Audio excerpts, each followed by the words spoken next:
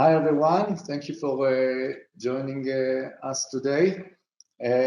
So I will be talking about laser welding with 100 kilowatts single mode CW dynamic beam laser.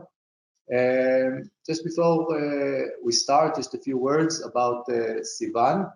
So Civan is the first and only company in the world to have a commercial product based on the coherent beam combining or CBC technology.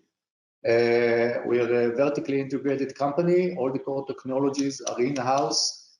Production is in-house. We're about 200 people working from 4,500 square meters in Jerusalem, Israel.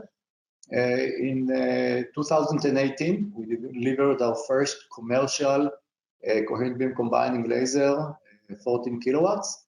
And almost 2 years ago, we delivered our first 100 kilowatt laser, which we'll be talking about some of the results today. So the outline in my talk, first I'll talk about what is the motivation, why do we want to go to such a high power and do laser welding with such high power. Then I'll explain the technology, the dynamic beam laser technology and its features. I will show some results of welds that we have done, and then a final concluding slide.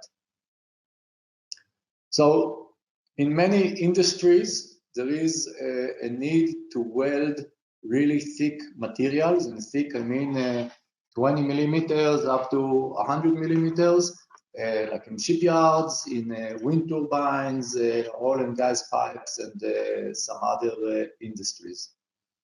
And we wanted to show that we can achieve a weld with a single pass, see what's the best penetration depth we can reach with a really good weld quality. Now, when people weld thick materials, usually in the traditional welding, you have to make a bevel. So there's a lot of pre-processing that is required. It takes time, it takes energy, there's a lot of removal of material from the base metal, whereas with a single pass laser weld, you don't have to do any of that. In terms of the welding time, usually you need multi-pass process that requires tens of passes. Again, compared to a single pass that you can just go one time and save in the welding time a factor of up to 50.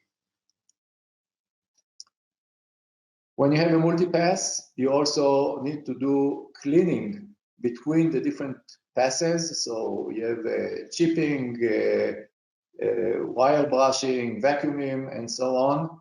There's also need to check the quality, and in general, it just takes more time than just welding 50 times. There's a lot of work that is done in between. Again, compared to a single pass, that none of this is required. And when you go to thicker materials, sometimes it's more beneficial to have a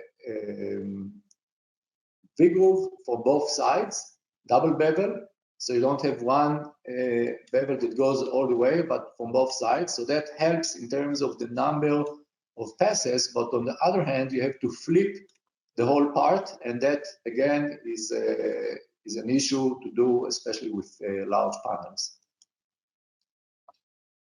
In terms of distortion, when you use a lot of energy and you go many times, there's a lot of energy going into the part and distortion that happens to the parts. And in terms of the mechanical properties, for the same reason, you have a large heat-affected zone in the traditional welding methods compared to a fast, thin, one-pass weld that you can do with a laser. And finally, the carbon footprint, of course, it's much better when you can do a single pass with a laser compared to multi-pass with all the energy and the consumables that is used in the traditional welding methods. So the bottom line is that if you can do a single pass weld, you can weld 50 times faster.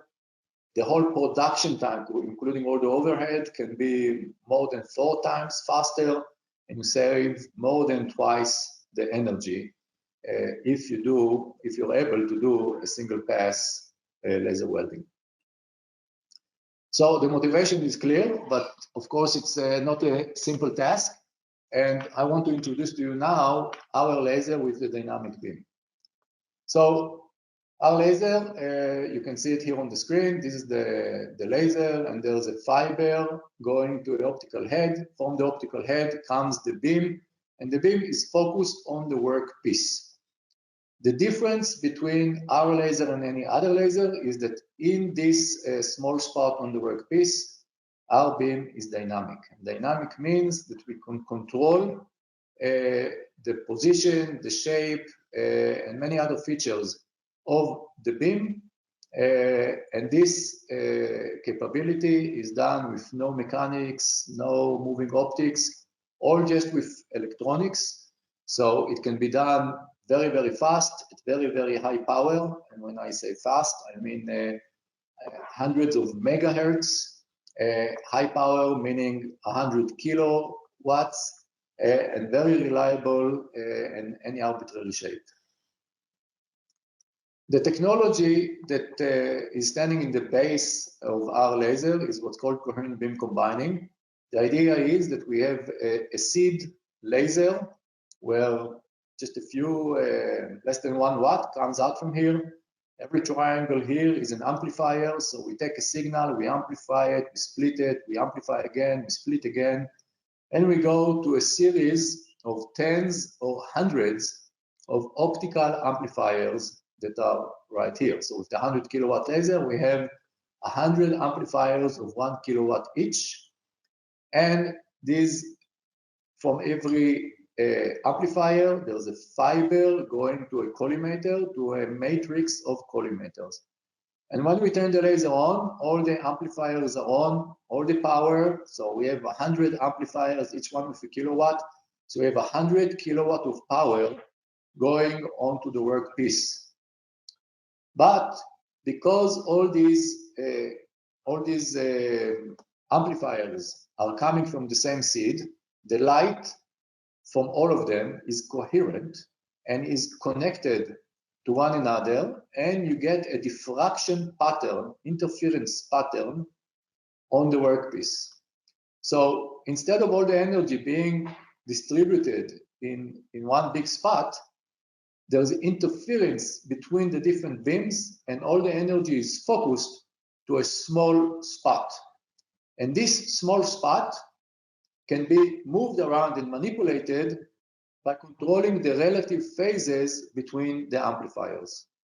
So another view of this is, you can see here our laser with the optical fiber going to the optical head, and coming from the optical head are these 100 beams of light that overlap on the focusing lens, and then they are connected on the workpiece, and by controlling the relative phases between the different amplifiers, the beam is moved. It can be moved in X, Y, and Z, and the result is that we can have all these arbitrary beam shapes on the workpiece by just controlling the relative phases, which again is pure electronics, so it's a complete digital control, no mechanics, no moving parts. So you can have arbitrary shapes at very high frequencies, have a sequence of shapes, and all this at high power, very fast and very reliable.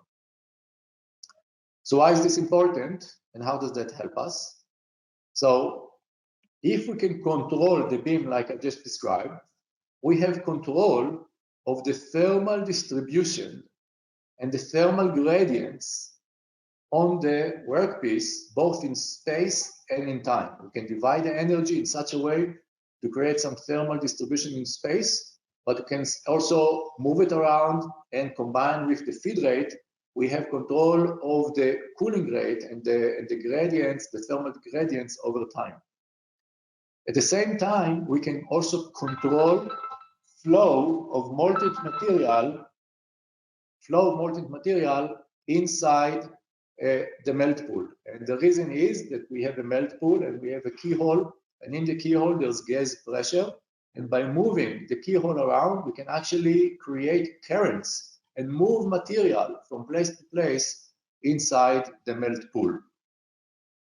So the result is, and this we can do, like I said, at speeds of tens or hundreds of megahertz. So if we have a weld that takes a few milliseconds to pass a point, in these few milliseconds, we can have tens of thousands of time slots where we engineer the process, and the result is that we have ability to stabilize the process. We can control the geometry of the weld, and we can control the microstructure of the resolidified material with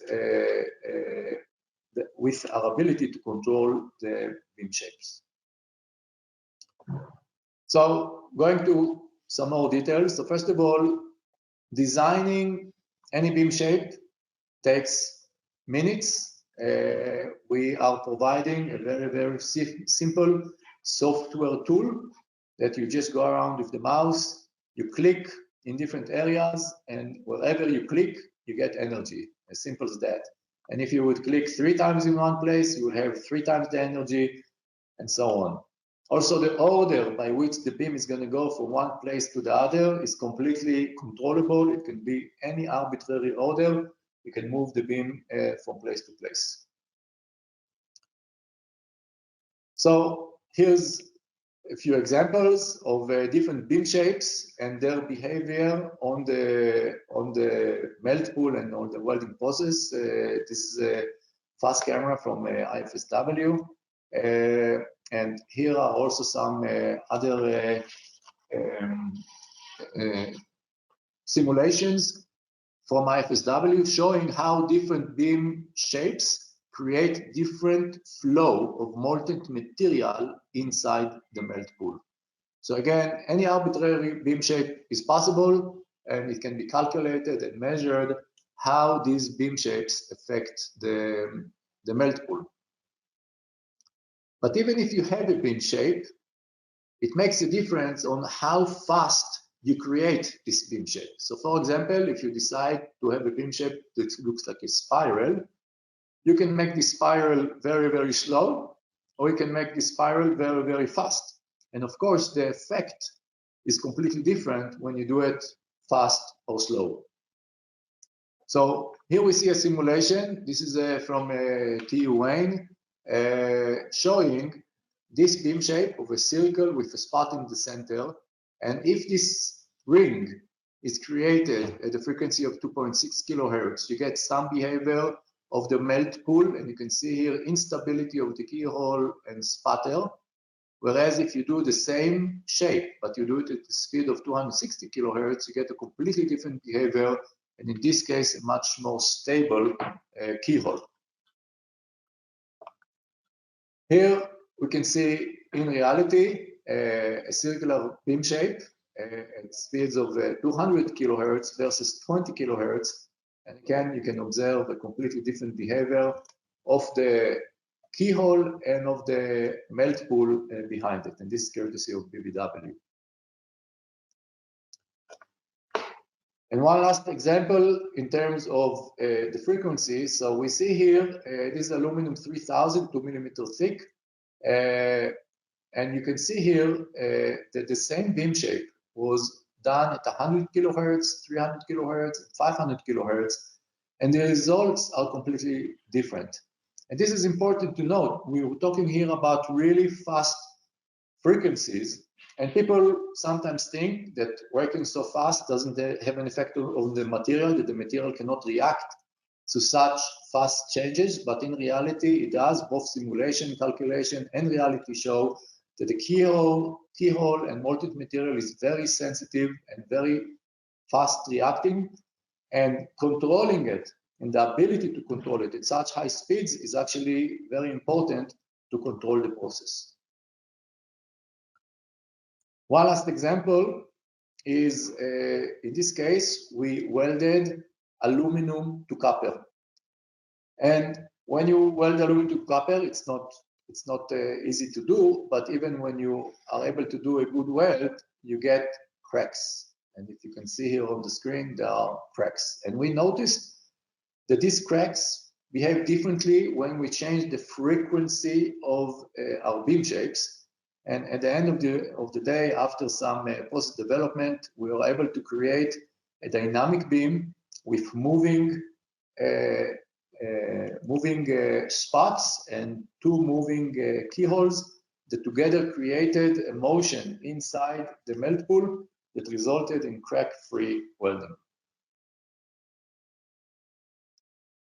The next step is what we call shape sequence, which means that you can create shapes that are completely different from one another and save them in the computer of the laser, and then ask the laser to create a sequence of shape where we have one shape for a few milliseconds or a few microseconds, and then another shape and another shape and another shape. You can do tens of shapes like this, and you can say in what duration, how long you want each shape to be.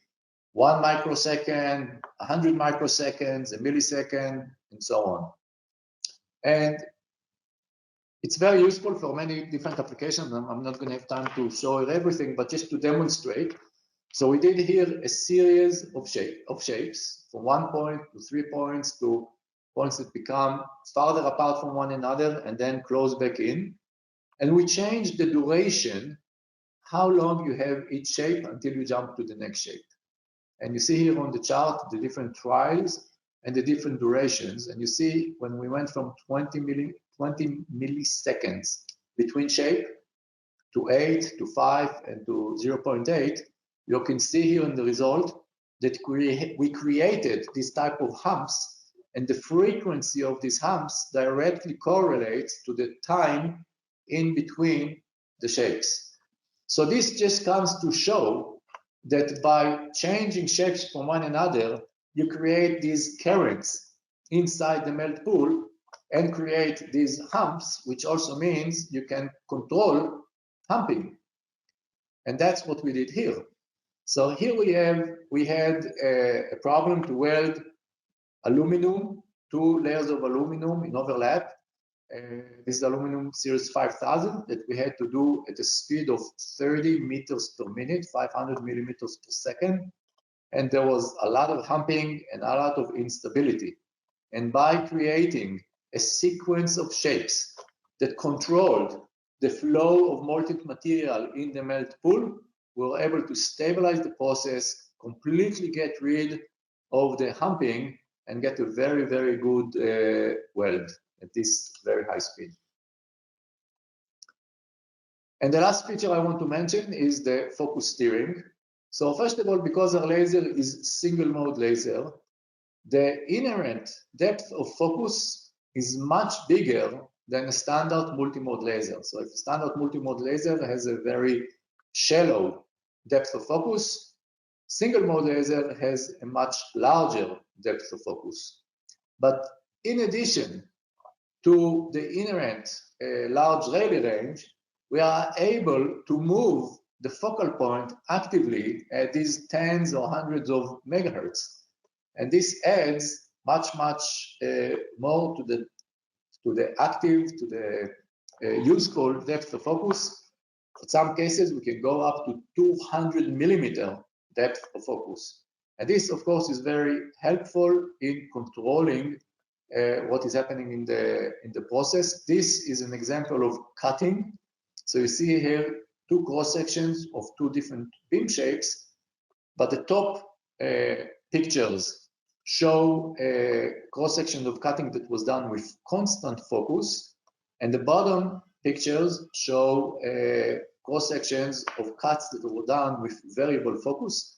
And of course, you can see that it's much smoother cut and no grooves at the bottom. So finally, I'm going to share with you some results of using our dynamic beam laser, 100 kilowatt laser. So this is what you see here where my cursor is number 4. This is the 100 kilowatt laser. And we had here a pretty elaborate setup. We had a 3-meter focal distance, which is up here, coming down here to the workpiece. It was down here. You can see it here under number 3. And here we had sampling of the beam and real-time monitoring, so we can monitor the beam quality in real time and see the shape and beam quality while we're doing the actual welding. This was the fixturing of the workpiece. We just put 2 pieces together. We didn't do any special treatment to the surface. Basically, it was just pieces that were cut and then put together and doing the weld. So here are some examples. So this is a ST52 steel with a thickness of 25 millimeter. Here we used 27 kilowatts. It was enough at 40 millimeter per second to do a butt weld. In terms of the surface preparation, like I said, there wasn't anything special, just saw cutting and joining together. And this is an example of a 40 millimeter thickness butt welding at 7 millimeter per second. Again, a nice full penetration weld. And this is with a higher power. Here we went up to 80 kilowatt. And we got a much, much thicker weld. But again, very, very nice weld. This is 42 millimeters altogether. Very high quality weld. And then just to show that when you change beam shapes, the weld cross-section is different. So some of these results are better than others. The point is just to show that by just changing and manipulating the beam shape, you can control the type of weld and what's happening in the melt pool and what cross-section and what quality is going to be achieved in this weld. So our goal is to go to 80 millimeters or more. So with a 1 pass, 100 kilowatt laser should be able to do a single pass of up to 80 millimeters, or just use our smaller OPA 6 laser that has up to 28 kilowatts if a double pass is preferred. Just to complete the picture, there are other possibilities, of course, using our dynamic beam laser. I'll just say quickly that we don't always have to use high power. 6 kilowatt here and 8 kilowatt here can give us nice advantages with the dynamic beam. And our goal is really to replace other joining methods like the arc welding or brazing or e-beam welding or any of the other joining methods. We would like to replace some of them with laser welding. We are focusing today on heavy industry, as I just presented, on thick penetration welding, but also in EV manufacturing and battery production. In EV, we have several areas, both in the welding the sheet metal of the body, welding copper in the powertrain, welding the wheels, battery coolers, and the battery assembly. In all these places, of course, the required power is much lower, but the dynamic beam has very good advantages in doing these processes very fast and very high quality. Also in the battery production, both in the battery pack assembly and the battery cell manufacturing, we have a lot of activity. So thank you very much. We have locations today in Israel, Germany, Japan, and the United States. and we'll be very happy to be in touch. Thank you very much.